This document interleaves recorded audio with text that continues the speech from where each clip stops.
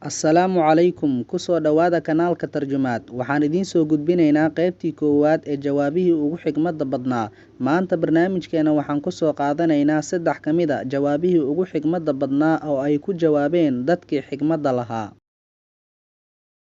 Nin ayaa wuxuu u yimid taabiciga weyn ee Abu Xaniifa wuxuuna ku yidhi, dharka haddii aan dhigto oo webiga aan ku qubaysanayo, qiblada miyaan u jeestaa mise meel kale?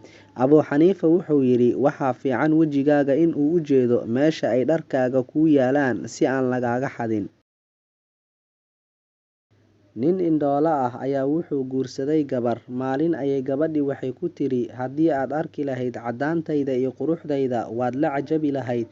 Wuxuu yidhi, sida aad wax u sheegaysid haddii ay wax u jiraan, kuwa ku arkayo igama kaa tagi lahayn.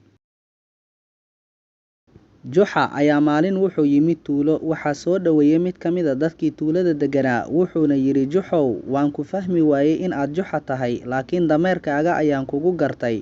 Juxa wuxuu yidhi asagoo ninkii u jawaabayo, haa, dameeraha waa is yaqaanaan. Waad ku mahadsan tahay daawashadaada. Fadlan haddii aad kanaalkan ku cusub tahay, subscribe saar, gambaleelkana riix si ay kuu soo gaaraan muuqaalada cusub ee aan soo gelino.